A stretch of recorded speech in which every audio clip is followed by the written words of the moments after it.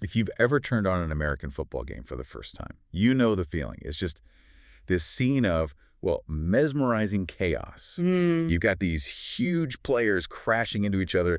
The ball is in the air, and then suddenly whistles blow. Everyone just stops. And a yellow flag comes flying in from nowhere. Exactly. And the clock pauses. For someone new to it, it doesn't just look complicated. It looks, impossible. A sport with 100 rules and you only know one of them is run. Well, that chaotic look is exactly what our sources dig into, but they all point to the same key insight. Underneath all that physical action, football is a game of high strategy. Right. People always compare it to chess, which sounds crazy, but it's like chess played at 100 miles an hour with incredible physical strength and split-second decisions. And that's our mission for this deep dive. Yeah. We've pulled together the essential knowledge, the key things you need to know to actually understand what's happening. Yeah. Whether you're just trying to follow a game on a Sunday or you're heading to a Super Bowl party and you want to know what's going on. We're going to break it all down, starting with the stage itself, the field, and the specialized players who use it. Okay, let's start with that stage. It's called the gridiron. Because of all the lines, right? The parallel white line. Exactly. It's this huge rectangular field, 120 yards long, that's about 110 meters, and just over 53 yards wide. And it's so meticulously marked. You have those lines every 5 yards, which helps everyone on the field and watching at home track progress. Yeah. I mean, this is a game where one single inch can matter. Oh, absolutely. And the goal is clear. You've got to get the ball into one of two 10-yard scoring areas at either end of the field. Those are the end zones. That's the promised land. That's the promised land. And then just past them, you have those giant Y-shaped yellow goalposts. They're for kicking, which we'll get to, but they're always there as a target. So here's the first thing that I think really separates American football from, say, soccer or rugby. This idea of extreme specialization. Yes, it's so different. A pro team has a massive roster, maybe over 50 players, but only 11 are ever on the field at one time. And the really wild part is that those 11 players are constantly swapping out. It's like a tactical substitution system on almost every single play. Precisely. The game is really defined by this division of labor. You have 3 totally separate, specialized units that almost never mix. Okay, so first up is the offense. These are the 11 guys who come out only when their team has the ball. Their job is simple. Move the ball and score points. Then their counterpart is the defense. Their job is purely to react. They only come on the field to stop the other team's offense. That's it. And then there's the third unit, which is maybe the most specialized of all, the special teams. Right. These are players who only come out for kicking situations. A kickoff to start the game, a punt, a field goal attempt. It's fascinating because you can have a player who is only on the field for 3 or 4 plays the entire game. But those plays are so critical, like a game-winning field goal, that they have to be a master of that one specific skill. It's why you can have these huge, slow guys on the same team as these lightning-fast sprinters. Okay, so we have the field, we have the specialized army. Let's get to the whole point of the game, scoring. How do you turn all that effort into points on the board? The big one, the one that defines the game, is the touchdown. That's worth 6 points. It happens when a player either runs the ball into the opponent's end zone or catches a pass while standing in it. And this is where the strategy kicks in immediately, because after a touchdown, you get a bonus play. The scoring isn't necessarily over. Exactly. The team has a big decision to make. They have 2 options. The common, safer choice is the extra point. It's just a short kick through the goalposts for 1 more point. Almost automatic. Very high percentage, yeah. But sometimes a team gets aggressive. Maybe they're behind late in the game and they go for a 2-point conversion. So they try to score all over again. Right. They try to run or pass the ball into the end zone again from just 2 yards away. It's risky, maybe a 50-50 shot, but if you make it, you get 2 points instead of 1. It's a huge strategic gamble. Wait, so what if you can't get a touchdown? If the offense gets stuck, but they're still reasonably close, they can go for a field goal. That's worth 3 points. They bring out their special teams kicker and try to kick the ball through the goalposts. It's like the consolation prize. And then there's the rarest score of all, and it's kind of my favorite because it's so weird. The safety. The defense scores points. How does that work? That's right. It's wild. A safety is when the defense tackles an offensive player who has the ball inside that offensive player's own end zone. So they get pushed all the way back to their own goal line. Exactly. The offense gets pinned. And not only does the defense get 2 points, which is humiliating for the offense, but they also get the ball back. It's a massive momentum swing, a triple blow. Okay, so if there is one single thing you need to understand taking American football, it's this next part, the downs system. This is the engine of the entire game. It is. This is what creates that stop-and-start rhythm that's so different from the continuous flow of basketball or soccer. Yeah. The whole game is built on what we call the 4-chance rule. Meaning the offense gets 4 chances, 4 plays to move the ball forward at least 10 yards. Yep. They're basically trying to conquer 10 yards of territory at a time. So let's say a drive starts. The announcer will say it's 1st and 10. First down, 10 yards to go. Okay, so they run a play, and let's say they gain 4 yards. Right. So now the next play is 2nd and 6. 2nd down, 6 yards left to get. And if they get those 6 yards or more on that second play, Then success. The whole cycle resets. It becomes 1st and 10 all over again, just further down the field. The offense's goal is to just keep chaining these first downs together all the way to the end zone. but what if they fail? This is where all the drama comes from, right? The 4th down dilemma. Huge drama. So you've used up 3 of your downs. It's now 4th and 3, let's say. 4th down, 3 yards to go. The coach has a massive decision to make. And this is where you see them pacing on the sidelines. Absolutely. The safe choice is to punt.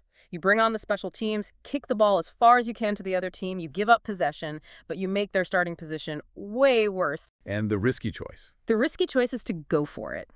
You use your 4th and final down to try and get those last 3 yards. If you make it, you get a new 1st and 10, and you keep the drive alive. But if you fail, If you fail, the other team takes over the ball right there on that spot.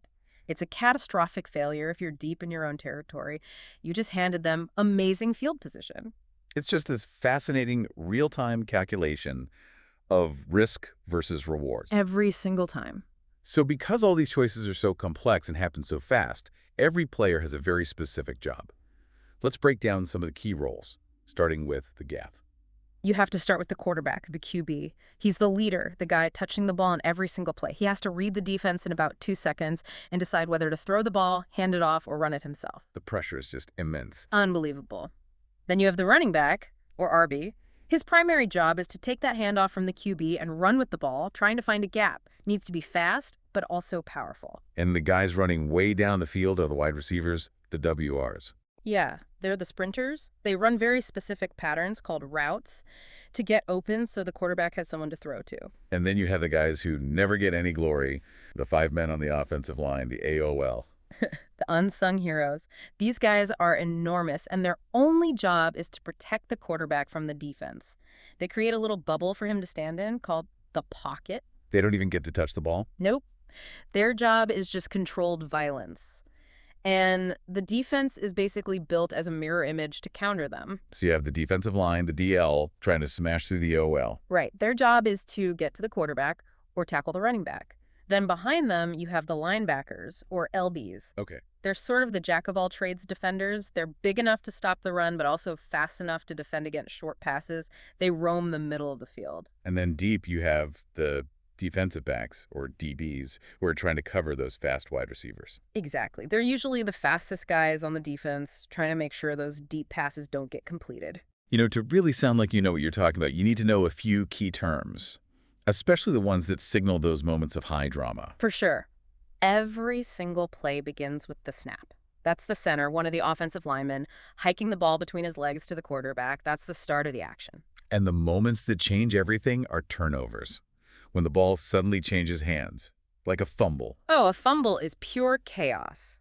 A player is running with the ball, gets hit, and just drops it, becomes a live ball, and anyone on the field can grab it. It's a mad scramble. But the most dramatic turnover has to be the interception. Without a doubt. That's when the quarterback throws a pass, but a defensive player catches it instead of the guy he was aiming for. And the defense is suddenly on offense. Instantly. And that defender can start running for a touchdown himself. It's a game-wrecking play for an offense. And what about when the defense stops the offense without a turnover? Like a sack. A sack is a huge win for the defense. That's when they tackle the quarterback before he has a chance to throw the ball. It results in a big loss of yards for the offense. And if he does throw it, but nobody catches it. That's an incomplete pass. The ball just hits the ground. No harm done, really, except you've used up one of your downs. But critically, the clock stops, which can be a very strategic thing late in a game. Of course, you can't talk about football without talking about those yellow flags, the penalties. Yeah, they're everywhere.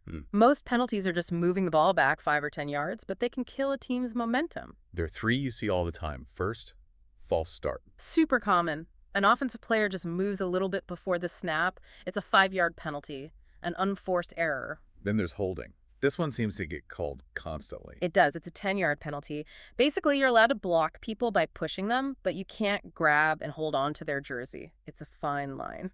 And the biggest one, the most controversial one, is often pass interference. Oh, yeah. That's when a defender interferes with a receiver's chance to catch a pass before the ball gets there. And that penalty is huge because the ball is placed right at the spot of the foul. It can be a 50-yard penalty in one shot. Let's talk about time, because this is what confuses so many new fans. The game has 4 15-minute quarters, so that's 60 minutes of game time.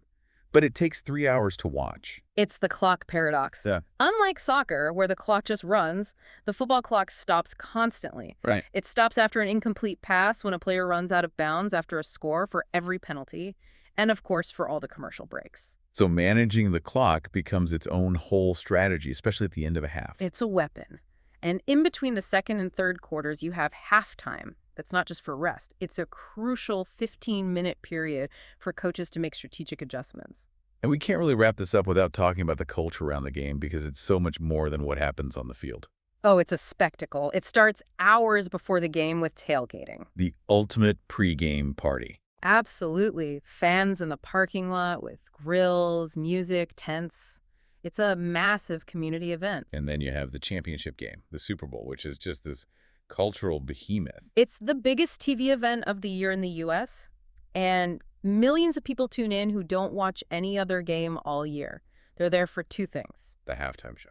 Which is basically a massive concert with the biggest stars in the world. And the commercials. Yeah. The hilarious high-budget commercials that everyone talks about the next day. For sure. And we should also mention college football, which in some parts of the country is even bigger than the pros. You have stadiums with over 100,000 screaming fans, marching bands, decades of tradition. It's a whole different kind of passion. So when you boil it all down, what's the core concept here? At its heart, American football is a game of territory and possession. It's a fight to gain ground, yard by yard, and to hold onto the ball while you do it. And the rules, especially that down system, are what create the incredible drama. You can be winning for 58 minutes, but one single mistake, one fumble, one interception, can flip the entire game on its head. The margin for error is just razor thin. So a final thought for you to take away. Next time you're watching, try not to focus on the big, chaotic collisions. Instead, focus on the lines. Watch the yard markers. See how far they need to go for a first down. And pay really close attention to what happens on 4th down. That single choice between the safe punt and the risky, go for it, that's where you see the real strategic genius of the gridiron.